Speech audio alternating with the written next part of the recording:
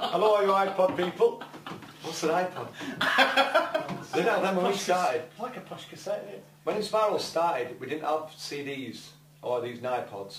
All we had was cassettes and records, wasn't it? Yeah. Put in prosthetic disc. Prosthetic. The first track on the iPod album, Garage Full of Fly, was the Flexi disc. We did that at the Mill, which is the college you owned, wasn't it? Them were the days. You shoot tight, young black band. And there was Very Welsh at the time. still a definitive Inspiral's tune, I think, Garage Full of Flowers. Yeah. We never did it though, did we? We haven't done it recently, have we, in the last 20 years? For some reason. Maybe shall we go with the version that's on the iPod album, Yeah. downloadable via your iPod server. It's from the Debris Flex, the first vinyl we ever did, wasn't it? Yeah. Came with a magazine called Debris, which is a Manchester-based Fashion. Who wrote Debris? Yeah, that's lovely. Yeah, Tom, you were around in those days, weren't you, with the Debris? I remember buying Debris and a handle of Flexi disc. I think it was like Yeah, the back. Tom, stop shouting. It was the lineup, not on that track, it's not actually the lineup that sits around this table. It was Steele on vocals and Dave Swift on bass. But they quickly moved on. Was it Swifty or was it Scott Carey? No, it wasn't Scott, it might have used me. I think it was Swifty by that time. For legal reasons. It's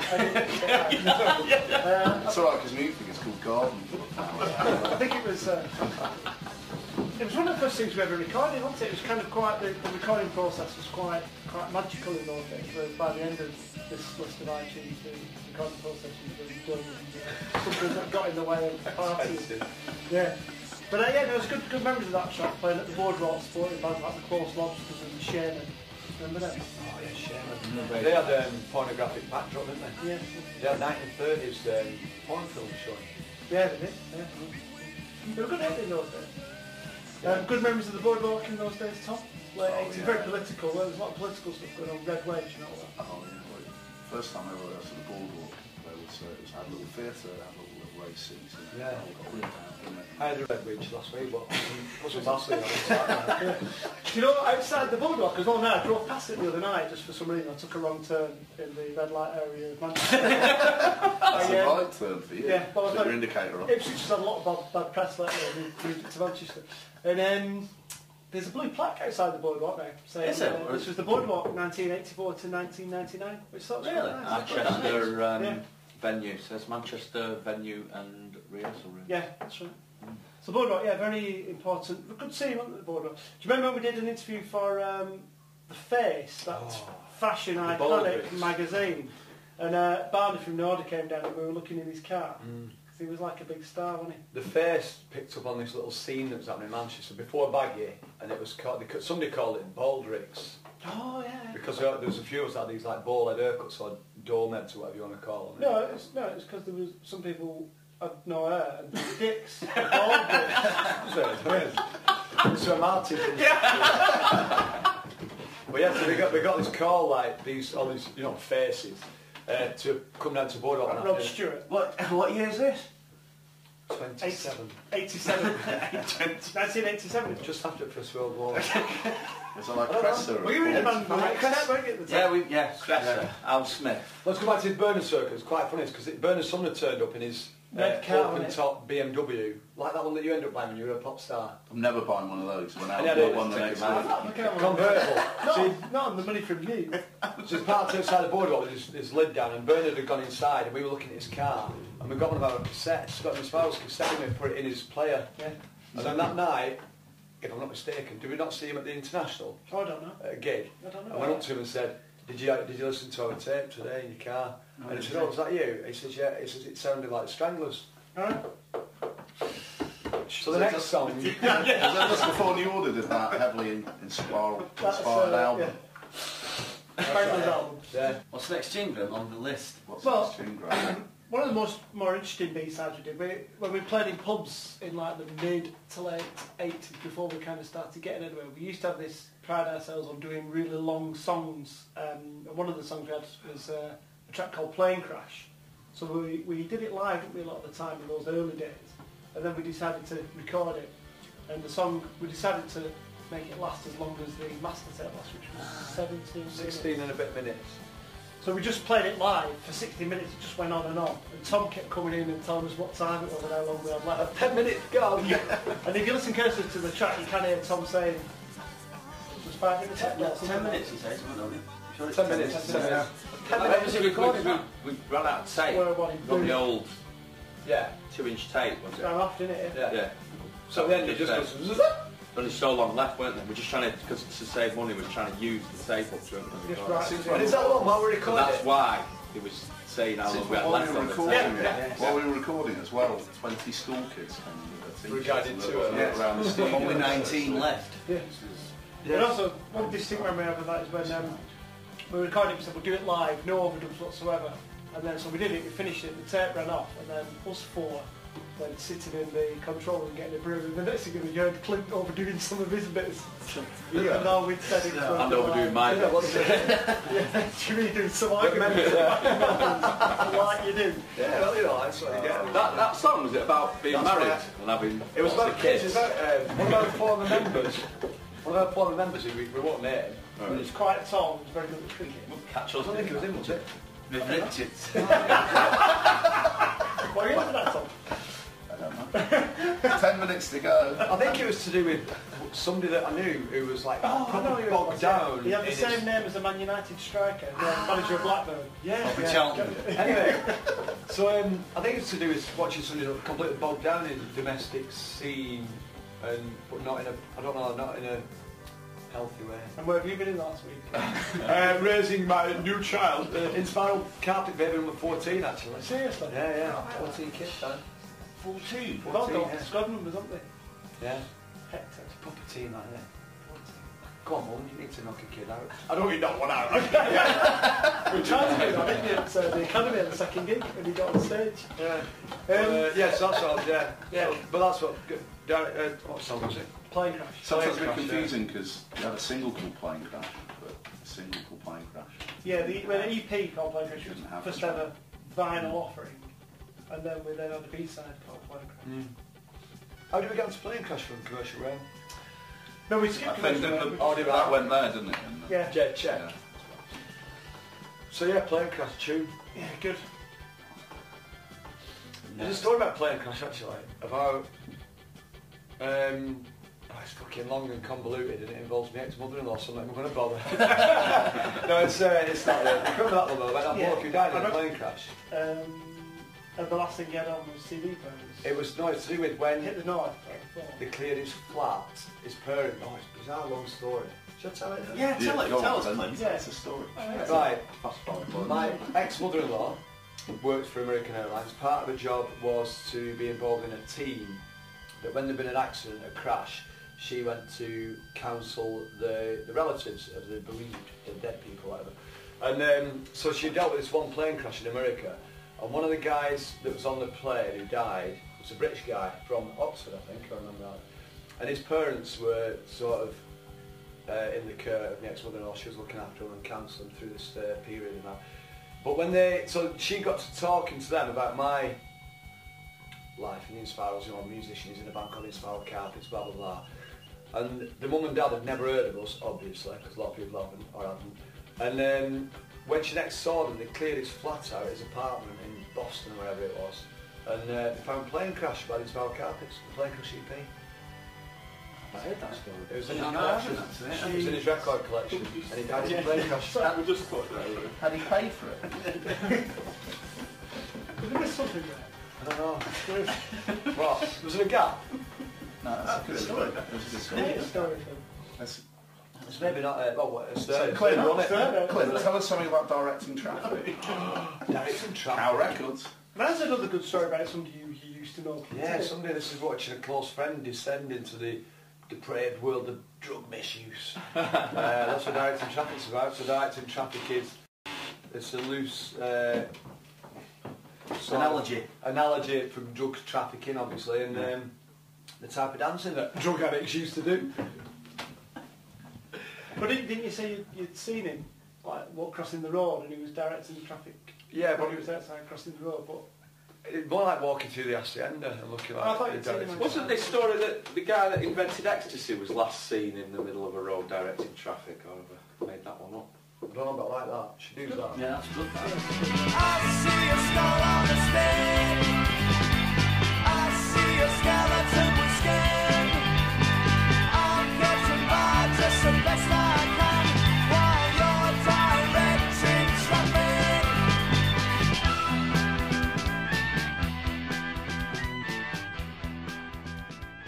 Talking of the audio file thing, Moving was a extended version, like a 12-inch remix of Move, wasn't it? Yeah, it was. Yeah. And I remember we did that at Square One, didn't we, in Bury? Yes. And we finished it on, I think it was a Sunday night, and then me and you drove straight to London to go and get it cut, didn't we? Yeah, mastered, or what we call it.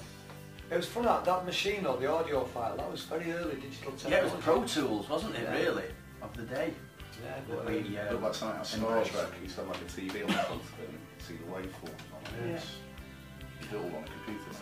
Good tune, wasn't it? It was good, Well, that good, just good had to memories put of the tape, Bright. didn't it? Yeah. Sellotape it together. And we'd moved in, it was like a bright and breezy sort of, it was very, I don't know, like a summery autumnal feel to it, that mix. Just when we did it, it was in the middle of Made you think of trees and Back flowers. Yeah, instead of yeah. fields. back end of the summer. But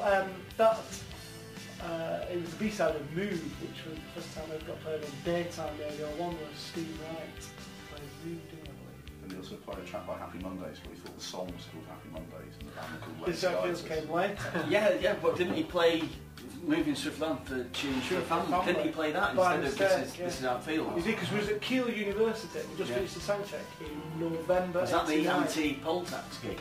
No, that was Loughborough Union, Sorry. April 89. Sorry. And yeah, we came off stage. I remember our road crew saying you've just been played on Radio 1, and then we thought it was Move, but it was actually Steve Wright by mistake had played the B-side, Tune for a Family. which is instrumental. Yes. As you do. That's it, you know. Right. Deep. But just It for wasn't better days. Tune for Families, it's an instrumental version of Song for a Family, Yeah. which is why it's called Tune for a Family. But Your again, Move. a nice you know, Check. alternative take on the Bishop. more conventional song. You know when you moved it then? You banged his bishop.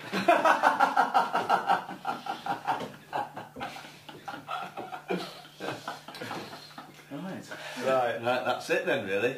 Seeds of Doubt. See, today that's probably almost as old as Garage for Flowers. That song's now going to be dates back to 1986, I think. So depending on when you're looking at this DVD, it's 20 odd years old. Which one of us do you think were the first to die? Of course, I was thinking about this today.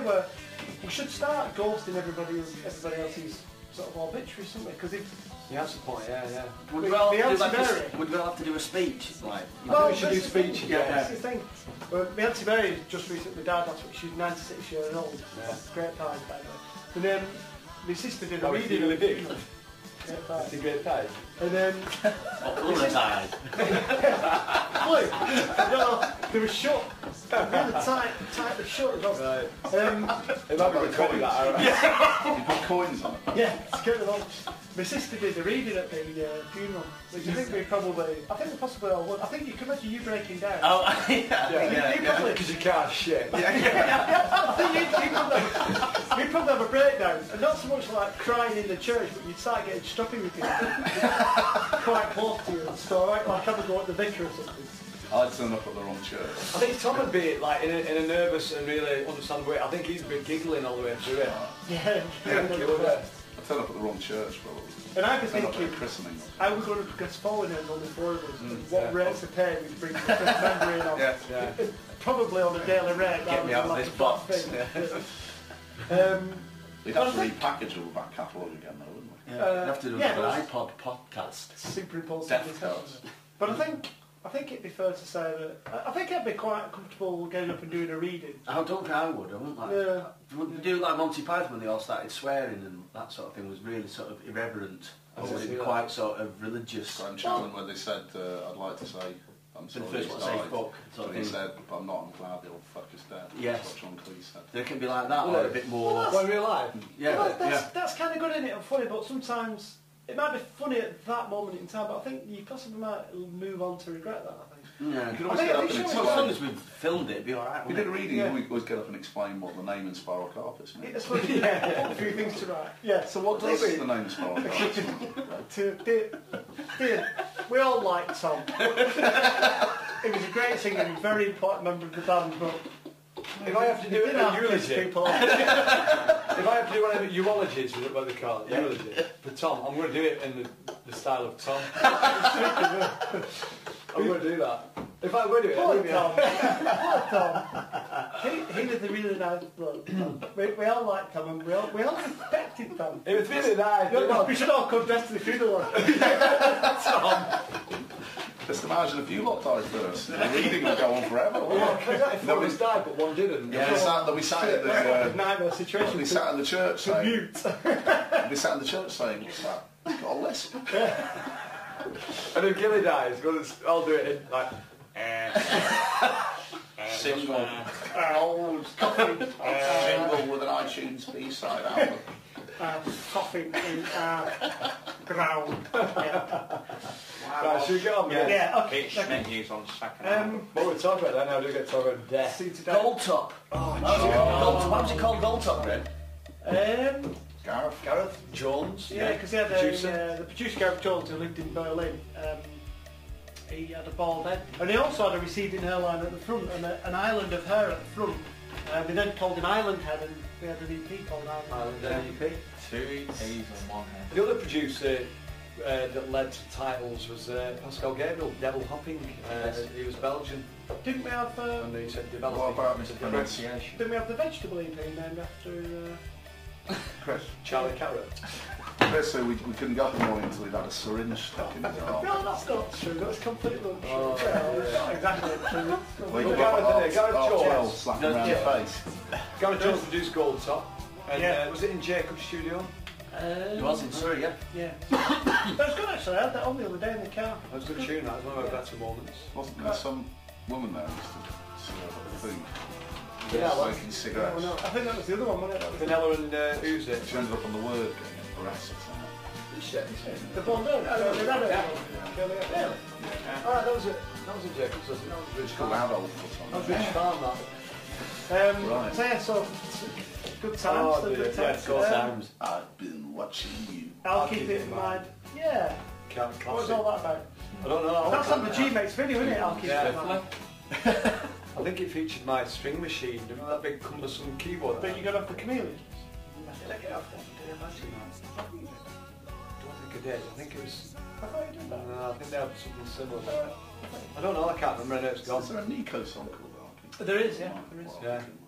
Skidoo. Skidoo was good. Skidoo was the start of a new period, wasn't it? Because that was the start of the Beast Inside period. Yes, that was And Skidoo, yeah, we locked ourselves away. Having had a quite successful 1990, we locked ourselves away in a remote farmhouse studio in the winter of 1990 and wanted to make an album that positively rebelled against the first one, like you do.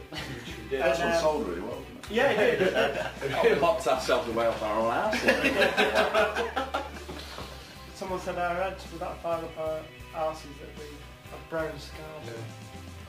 I was talking to a friend of mine the other day, who's a really good friend and a big Inspiral fan. He was talking about Beast Inside and that second album, and he more or less said, I think everything you've ever done is great apart from that second album, which was a bit shit really.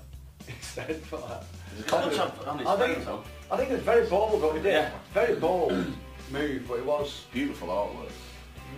Yeah, that was probably the worst thing on that record for me. It's the first time I think that we delegated the artwork to an outside source. When it went on. But we were very influenced by our surroundings though, because we went to Dachau. Oh, yeah, we went a bit dark. Holocaust concept. Yeah, it was. Really, Yeah. which I suppose is I understandable. think the songs are good on the album, it's just that lacks a little bit of discipline recording wise. Yeah. Wasn't a good commercial move, was No. it? No. I think Suicide is the... Could have been easy just slog a big hit and throwing loads of money in it and just... Yeah. Keller. Anyway, you live and learn, don't you? You do. You do, but we're always on the back foot after that, right? No Yeah. regrets. What's Skidoo? Skidoo. Good tune, yeah, good tune. Holocaust Several concept. songs, I don't know which came first, but several songs on there that we did. We didn't really do this sort of thing a lot. We made them up in the studio. Yeah. I think Skidoo was one. Paper Moon definitely was. What was the other one? Boomerang. Yeah, Was it one where like Gin's Jam it was used to be called that, Yeah. actually. You went into For the the jam engine in. room. Legal wrangle. Rap attack. Yeah, Rap Attack? But yeah, no, Skidoo was good though. It's good. Yeah.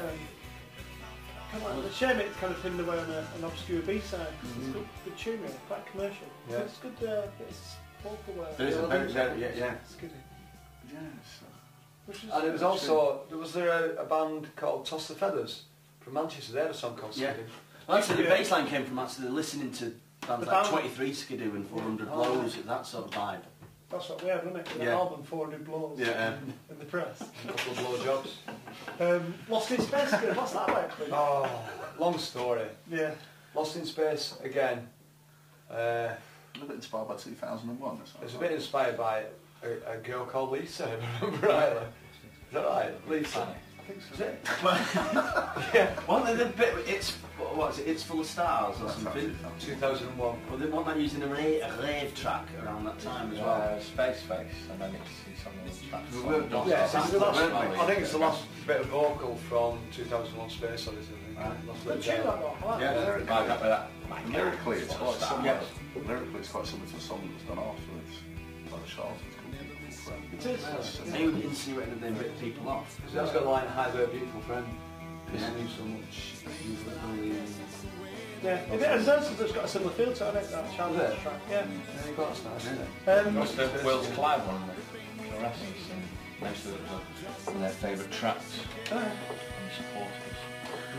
With Get Lost the in lawyer Space on the again. phone. Yeah. With Lost in Space again, it was one of those songs where we'd been recording Monday to Friday in the studio and then spend the weekends doing B-sides, and it was a lot more relaxed. Freer, vibe, yeah, wasn't yeah, it? yeah. But it's good though, it's good to kind of like nice contrast. Hanging around, and the needles on the gauges on the panels are spinning around, and I'm feeling like Joe on the Well, the guy who's engineering the album produced B-sides. Remember that guy that you got from? No, that's later on, and that's Oh, sorry, jumping that's the gun. yeah, Chronological order. yeah. That's good, isn't it? Lost in Space again. So that was what sessions? That was the Generation sessions. That was the third album sessions. It was on the B side of Caravan, Lost in Space again. Was it? That was the or B-side. something around that. Could ask them. There's a cassette single there, I'm looking at it, it's got Caravan on it. Grab it. There. There. I think it was. Look at that. Oh, Skidoo. Oh, It's Skidoo. like the Inspiral Carpet it's Song. Yeah, Skidoo was B-side of Caravan. Yeah. Lost in Space again was B-side of Generation. Round Generation. Outside now. Generation. Generation. So yeah, with the third album then. So we're in the third album cycle. Let's see what was going on at that time. That was Pascal Gabriel. first time. 1991, the end of 91. We went and recorded Dragging Me Down, didn't we? Because we needed to kind of get our act together a bit and get a bit more discipline into the picture. And we were up against it really, weren't we? Because we'd had that album took a bit of a panic Yeah, totally. inside. So we got Pascal Gabriel in, who'd been famous for producing EMF and S Express. And Beat. Did he do Beatmasters? Yeah, I think it did, yeah. And he brought a whole new discipline into the way we recorded, and with Dragging Me Down, I think it was just such a breath of fresh air where he turned us round. Yeah, definitely. Without Pascal, we might not have come back as good as at all. Really. I think so. We Yeah. came back very strongly because Yeah. Manchester was dead or dying, and we had 4 top 40 singles off that third album, Yeah. which was a great comeback really, and good memories. We did that secret gig, didn't we, around the time of recording Dragging Me Down? We did a secret gig supporting Carter at Brixton Academy. Oh, magical. I remember that. Unannounced guest. Yeah. Yeah, Yeah. we opened up from. Because it was when there'd been Put in that, the- in the press, there'd been this little bit of a Spat. friendly, spat between us and Carter. Because did they do a pastiche of our Cool as Fuck shirt? Yeah, I think they did. Yeah. So the last band that anybody expected to see open up for Carter was Inspiral, and we did it, didn't we? Mm, It was nice, a nice moment. different. Yeah. Ah, this is all float off then. Into the past. I also remember when we did the recording, which was at the Windings in Wales, where it was a lovely old rural studio with home cooked food, and we sat around having our evening meal one night, and it was a real chunky home cooked chips, and we put in salt and vinegar on the chips, and fucking load of dead flies in the vinegar. Oh, yeah. So So you pissed in the cellar. So as a mark of disrespect to us, I then emptied myself in the cereal box. Isn't there another occasion where put one it member back of the on the band shelf. shat in a teapot? Yeah, that was during the 1990 World Cup. It was a complete What accident. was Look at time. is that the Marriott? Yeah, I think so, yeah. And then you left it outside my room. Yeah, and then we felt guilty about it. We went back for it and it was gone. That's a shit. It's a drink to kill. Anyway, moving swiftly along. Yeah, let's do that. I forgot that one. St Kilda. A very dark moment in the middle of the Beast Inside sessions, wasn't it? Yeah, I think so. So that's not quite chronological order, is it? A very dark moment. Hang on, let me just go. A very dark moment in the middle of the Beast Inside. That must be really dark. Well, it's a very gothic kind of track. Well, it's got a drum machine on there and everything, hasn't it? I can't remember it. It's like The Mission, sort of, Sisters of Mercy. Is it sort St of Kilda we're talking about? Yeah. It's about that island, isn't there, where they shipped loads of people off It it is. in the 1910s. Can you Quick play one down. Quick one down. We St originally thought Kilda. it was Can you St play the Kilda. mid late now on the piano? St Kilda, an obscure You'll never go home uh, again. Or something. inhabitable island off the west coast of Scotland where in the 1930s it became financially uneconomic to have people living up there, so the government shipped everyone back either east back to Scotland or west over to Australia, which Like is you why do. there's a lot of Australian Scottish related names in Australia like St Kilda. Well, the song itself was just about the people leaving or being kicked off the island. But the music that we did to come up with by the time we finished that track, it was a very gothic sounding Is it track. reminiscent of Ghost of a Thousand Men by Temple Tudor? It's got that kind of feel to it, yeah. It's like Well, a it's a bit dark. Temple of Well, Love. let's hear it now. Let's hear it now. This is St Kilda on the Inspiral podcast.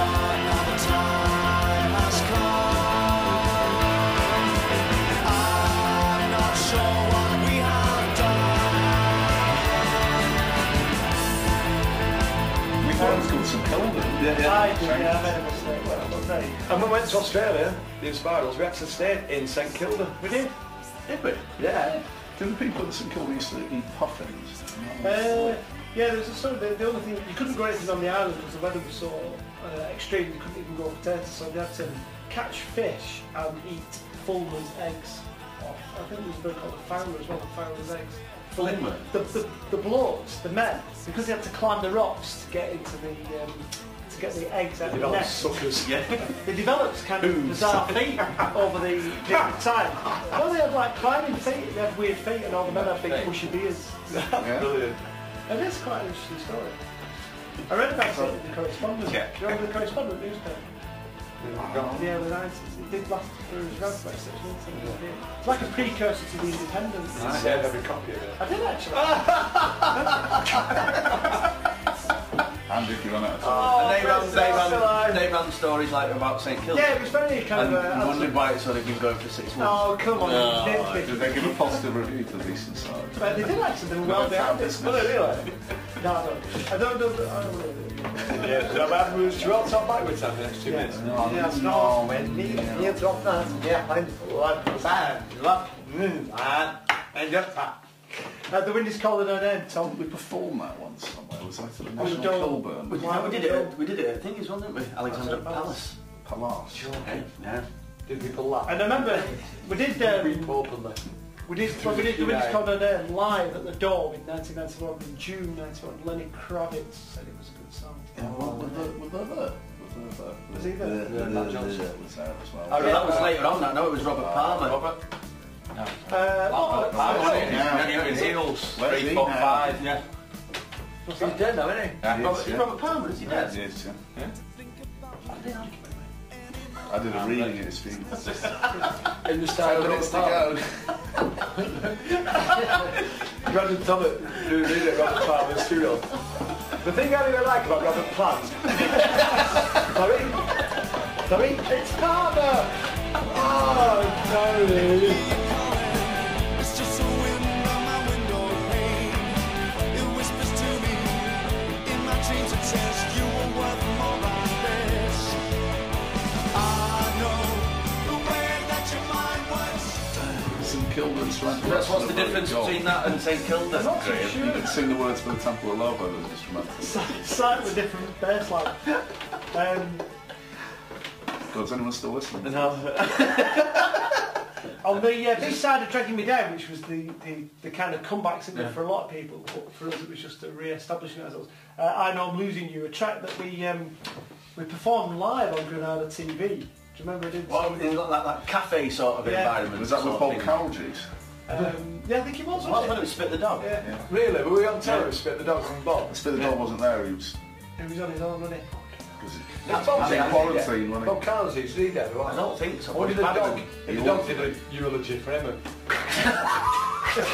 When there's more people at your dog's wedding, though, that Do you remember Cop the Cat? Cop the Cat. Is that what they said? Yeah, but that was like his beast inside. Yeah, I Know I'm Losing You. That's. I remember doing that's one. No. But the few things on there I can remember recording that because we did Sweet 16. We did. Yeah, I exactly. turned up 3 o'clock in the morning to do my bit. Which For bit? whatever Yeah. reason. Home in Milner. Hello, Milner. That's a taxi driver, one receptionist. I don't know, was it about your granny, died? It was, yeah, which is funny enough because her sister just died last week. But we've got also had great finds. That's just something about when I spent a lot of time at the farm where she lived on. The memories of being at the farm. But also, That's brilliant, Tom. It just brought another great memory. The thighs. Incidents. Craig was Get out of my room. no thighs. Sorry, go on. The, Talk about some more of Graham's dead relatives. Yeah. I Know I'm Losing You. It's good recording though. They always say about the drum sound good on there, don't you think? On I Know I'm It was Losing You. did it, Sweet 16 for Sweet 16 in Rochdale, were the Chameleons, Little New studio. Order, Paul. Joy Did Division. Cargo did it? Yeah. Jesus, that's radio's kicked in. So if you ever listen to I Know I'm Losing You, if you'll listen to the first 10 seconds of it, the drum sound's brilliant on that. Boomerang. In all them songs again that I Know I'm Losing You, I don't think, did we not rehearse it? Did we just sort of do it? I think we just pretty We much... did so, we did rehearse it a bit. That's Sweet right. 16. Boomerang, we definitely just I whacked it out. rehearsed it quite a bit. Boomerangs. Well, that was recorded at Amazon, wasn't it? Boomerang, again, slightly different period there because we've moved on to... did we do that at Conk, Boomerang? In London? Around the Two Worlds Collide session.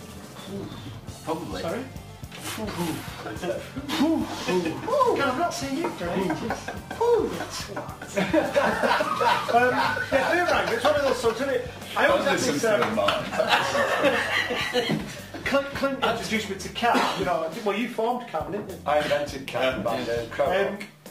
I always wanted to do a song where the drums and the bass would record together and then the guitar and keyboard would record together but not listening to what was already down on the track, so we'd have a completely random track and then Tom to sing over the top. It didn't quite work out like that, but Did that you was the idea. was there any vocals on it? There is. Right at the end. Boomerang. I don't know. Because me and Craig went and played it, didn't we? 'Cause- Yeah, you played it, then me and Clint did. Without any rehearsal whatsoever. Because the bass line's thingy. Big Black. Be careful what you say. the joint off a Talk Oh yeah. So it's like a combination of Talk, Big Black. I think I probably did Soul Kitchen by the doors again. Talk. And whatever I did, it would have only involved 3 chords. And Tom sang over something a little bit. I added on to that at this point. Tom came in and did some overindulgent, Singing. educated. Counting. I think actually Clint's been a bit kind, but yeah, it's a bit talky, I think. It's good What fun. was the singing like though? Boomerang? It's just sort of a bit talky, I think. Yeah, should we listen to it now? Yeah, this is Boomerang. Should we play it on the podcast?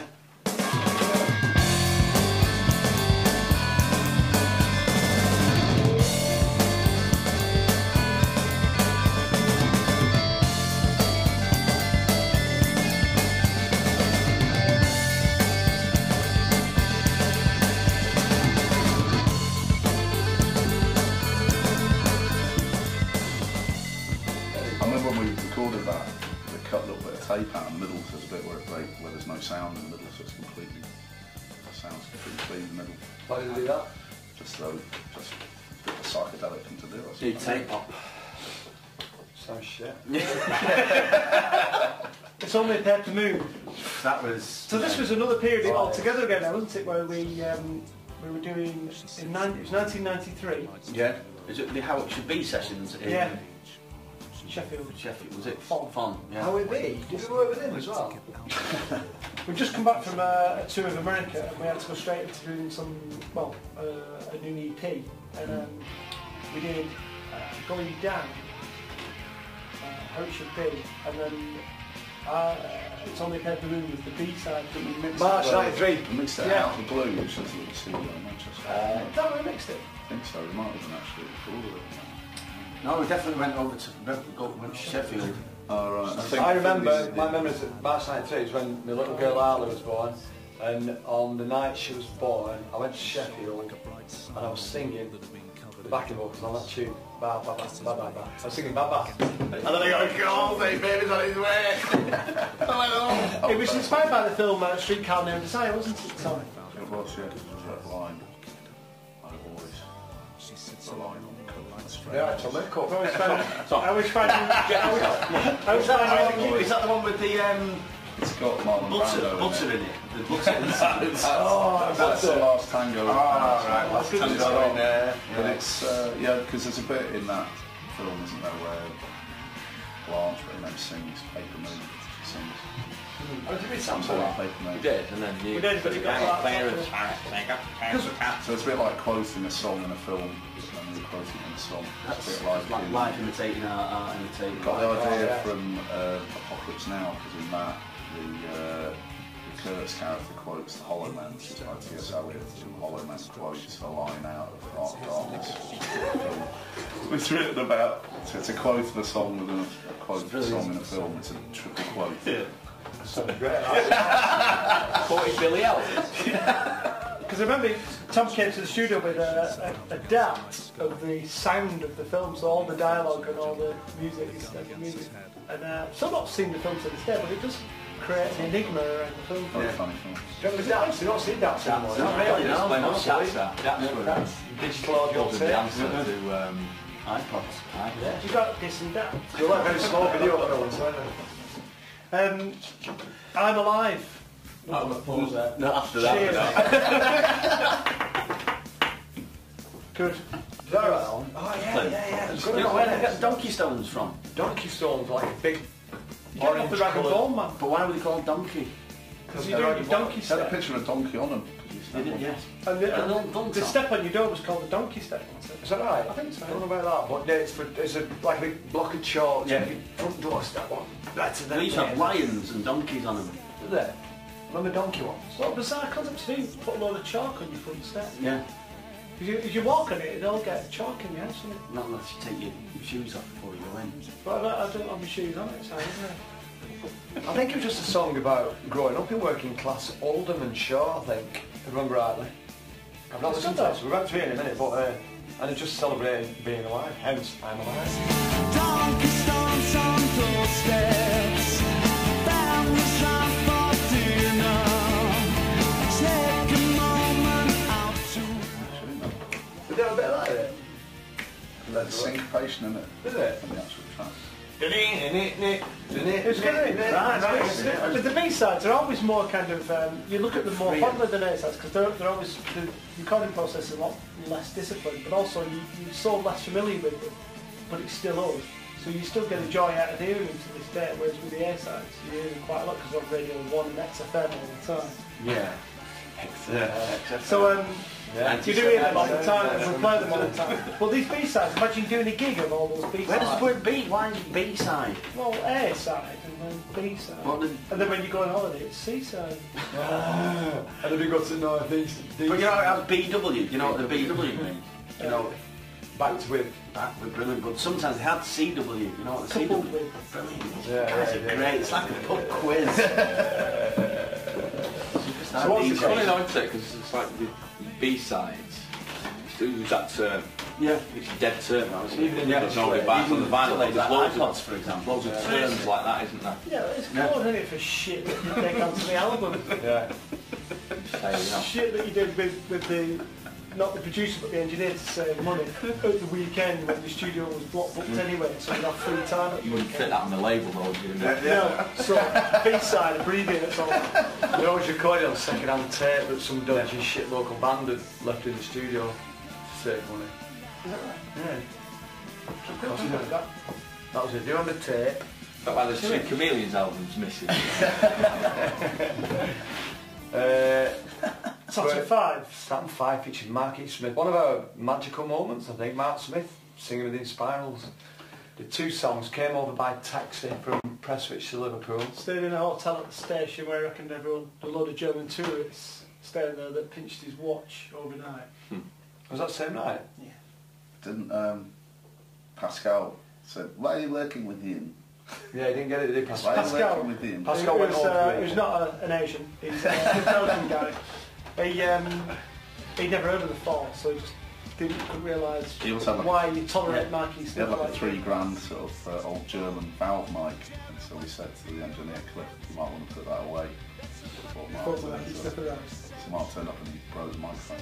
Yeah, within seconds just shouting into it. It was bizarre though, because he arrived like 2 hours late by taxi, came in asking for 50 quid or whatever for the taxi fare, disappeared into a side room to do his warm-up exercises. Wasn't he listening to the tracks, wasn't he, on a tiny little dictaphone, you know, to his ear, and he's going, the hi-hat's too loud.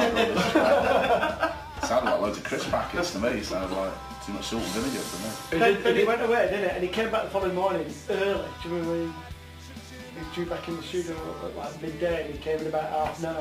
Right. And then locked himself in a room again. Right. Can't remember that. I can't remember being there the next day, mate. I was in the evening. Yeah, he did it the next day. Yeah. The 3 days that we spent with Marky Smith, like doing the recording, then doing a video with him, and then doing Top of the Pops with him, they're probably the most bizarrest days we've ever had, I think. There was another day where we did a photo shoot with him, and it took like 4 days. Yeah. But one of the things that came out of that was we did Saturn 5, we did I Want You, which became a single. And out of the I Want You performance came the immortal phrase, you back Tom, yeah, you back. Because while Mark was in the studio and we were sat in the control room, Mark kept listening to the track and he kept saying, I remember sitting next to Tom at the desk with the engineer, and Mark kept saying, you back Tom, yeah, you back. And Tom's like, yes, I'm here. And I didn't know what the fuck he was on about either. We were just like, yeah. And what he was saying was, I want you back. Yeah. So he was saying to us, you back Tom, yeah, you back, meaning, is that right Tom, if I sing, Yeah. I want you back. Yeah. But we just, you back Tom, yeah. See, Tom's here. You know what I mean? Anyway, but Saturn 5, Mark Smith, talk about that phrase, pick the bones out of that. Yeah. This is what we've been doing for the last, when was it recorded, Lammy? 7 years. More than 7. 1994.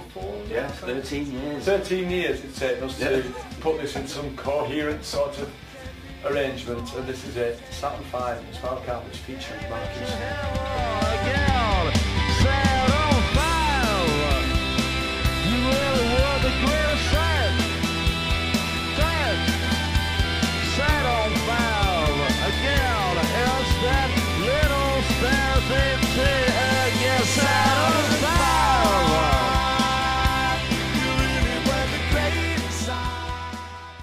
Right, well, I've 7 heads. Yeah, pick the bones out of that one. Should we Lads. just go Yeah, through yeah, 5 minutes yeah, while we'll Andy just- talks about it? Yeah. So tell us about Well of 7 Heads. What's the story, bro? Well of 7 heads. No, it's not about someone else dying. It is actually. This relatives fantastic. who died recently. Yeah. Must be an album's worth of material. No, it's not about somebody dying. It's a long story. But, I can't fully remember. I just remember about somebody being unable to move in a wheelchair and looking at their hands and hoping that they can move. Anyway. Anyway, movies just feel like Typically pop the subject, isn't it? You can't see it with Pinky and Perky. Does it actually sing Well of 7 Heads in the chorus? I can't remember. Take me down to the well of 7 heads. Yes, it does. How do you know that? Take me down to the well of 7 heads. Take me down and watch me drown. Oh, look at the sky, look at the fields. Oh, sorry. Look at Sorry, everybody. the crispy, crunchy moorland. Take me down to the well of 7 heads. Push me down and watch me turn. Leave me where the secrets are unknown. There I'll not be alone. You'd be willing to do the cover of that, can't you? Can we just go straight to Going down? Yeah, that was another one about exactly plane the crash. same words. Going down, I thought that was about Bird.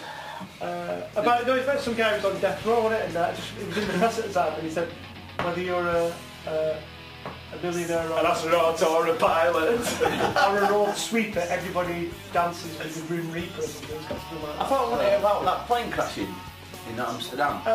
Yeah, because the pilot said We're going down. Yeah, that's quite. Is it not about all athletic? Yeah. We went down at the same time, bizarrely, Yeah. in '94, but there you go. Or an ex-girlfriend. Imagine that pilot that said something obscure like, we're going down with well of 7 days. Did it have Linda Roundabout on backing vocals? All in a roundabout. Sony Fanny thing. Sony Fanny thing. The green cock. Right. Even joking. Did Daniel Miller one going down as a single at Airside? And he wanted to do a live German reggae version. Yeah, around about the time of How It Should Be, wasn't it? Right, yeah. He didn't want How It Should Be to sing, remember? I seem to remember going down Show being them loads of Individual phone calls. Yeah. Two Cows. Have you skipped that? That's an interesting track. No, we'll come back to it because going down is the same subject matter as well as Seven Ends. Yeah. Oh, so really, right. yeah. Happy go lucky kind of tune. Two Cows. Here is our song theme from Cow, bastardised with the words of Two Cows from Edward Barton. Who's Edward Barton, Graham? He's a Manchester surrealist. Yeah. Isn't he Frank Sidebottom? No, he wants to be. He was kind of an acceptable Manchester freak, wasn't he? It was like the Beta Band, but one person. He wrote that song It's a Fine Day, didn't he? Yeah. He did. He also appeared with Tears for Fears on Wogan in about 1987, playing Flying V, miming for some reason. Brilliant.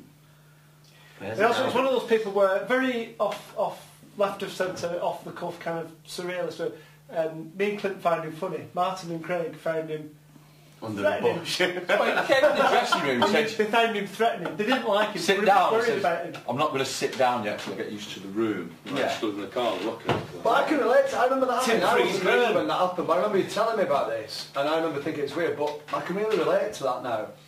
That thing about rooms and... Yeah, but it's quite a simple Paranoia. kind of I feeling. just Yeah, thought- but at the time it was I just weird, thought wasn't it? what a normal- Yeah, I just thought what a normal play. He did write a poem called Knob Gob once about him sticking his knob in his mouth. Really? Yeah. Wasn't Two Cows about having sex with cows? Isn't that what was? I didn't write that one. That's nothing to do with me. There's no reference to trees in it. No. On a hot day. If you're in a room full of strangers, like a gig, Yeah. do you prefer to be stood at the back? Yeah, do you well- like it when there's people behind you? Alright, no, I'd rather be at the Against back. the wall? Yeah, the wall, yeah. No way Is you'd that like a exit. similar type thing? If I'm in a, What do if you I'm in a talk pub, about? I like to be with my back to the wall. So you can facing see everyone. everyone. Yeah, Yeah. it's a mafia thing. Is that similar type Say if you Edward wanna Barton get type someone thing? out Do of you it. think? Is that what Yeah. you're identified? Yeah, if- probably, yeah. And if you're in that room and someone mentions West Ham, Yeah. it's a secret message. Oh, isn't yeah, it?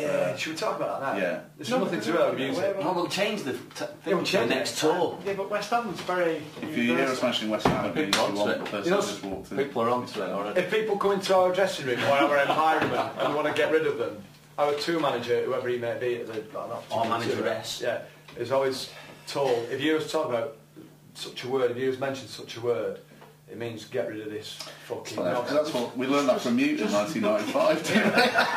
Another thing like that, that's something I mentioned, a sideline thing, and somebody came in, you might have to edit this out, but after that gig, when Dermot and his bird were off their heads, he stood at the bar, he's getting a bar, and there's a lad with good service going, he's not our mate. I said, what do you mean? He said, he's not our mate. And he went, I know, why? And he went, he's a West Ham fan. It was like very perceptive of him to get on that. Who was Dermot saying he's a it? West Yeah, Ham? yeah. Right. Because I just said to you, in passing, West Ham, Ah, right, yeah. like that. Yeah. And he, I Do you think he picked up on it? I think he must have done, you know, like Very good sure. perceptive. This is Dermot, sort of- no Never side. happened to him before. Yeah. But that might need editing out. Yeah, whatever. Yeah. Or highlighting. That's where they go to. We can do Two Cows everything. great, yeah, brilliant. We can do everything. Tom. It's one of yours, is it? Murray, Murray, how does your garden grow? Oh, Was yeah. that one? Was that that one? Yeah, I think so. Was that the B-side to I Want You? I Want You. Is that the one What's with a really uniform? complicated guitar bit? We can do everything. Yes. When you say There's lots of- complicated, how do you mean, Graham? There was just loads of weird notes and chords and stuff that I was just... Weird words, used yeah. to. But it's good. That We Can Do Everything and Inside of You. Same era. Yeah, same, Um, same Quite a good chorus. Yeah, yeah, But yeah. And also I heard, it must be one of these two songs I heard of, and it really reminded me of a modern day, like a current indie band that's just kind of brought through, like something like The Automatic. Larry Kinlof.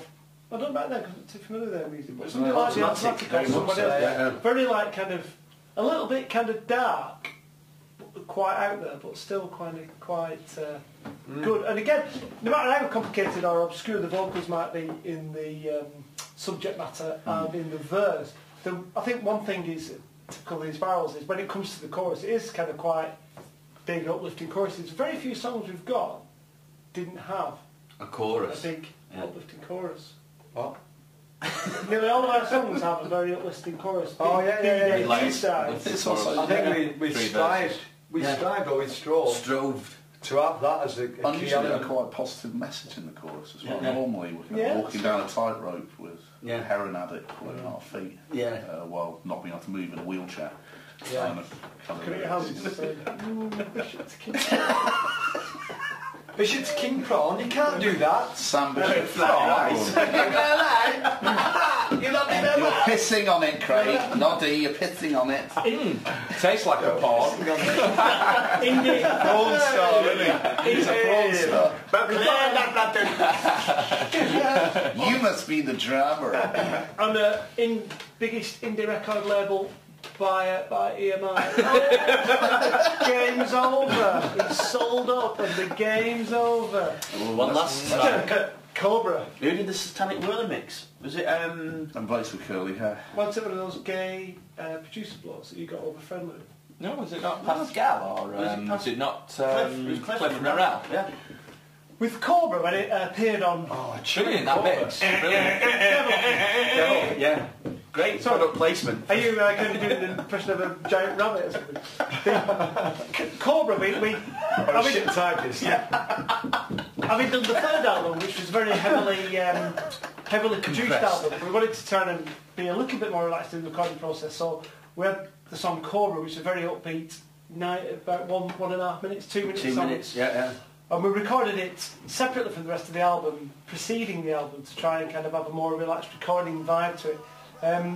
It works, it's good, but it's a very upbeat number compared to kind of some of the tracks on the album.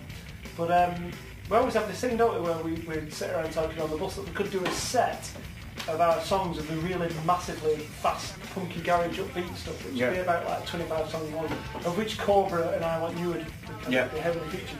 And Cobra for me is everything an Inspiral song was always going to be from the very early days. Fast, upbeat, lively, brilliant keyboard. Garage.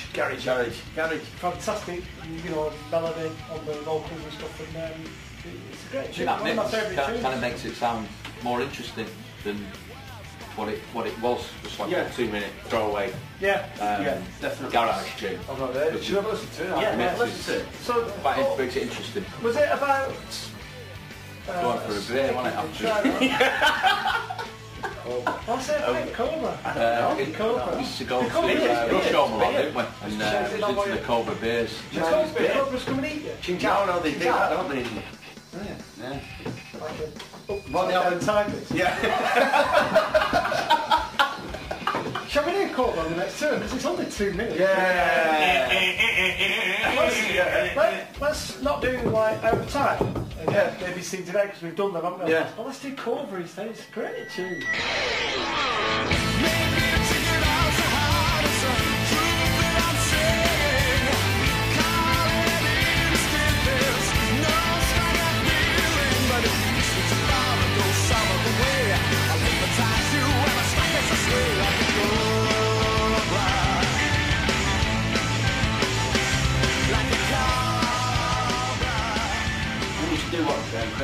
CD. I think at some point we should write do a death set, all the songs are about death. The wedding. This is how it feels in death, isn't it? This is how it feels in death. Let's move about a death element. No, not Does it not entail it? Fingering. Added a bit of negative in there? Is that it? Date rape. I've got kids. I'm tagging you for a print. Right, I've got Tea time. I will.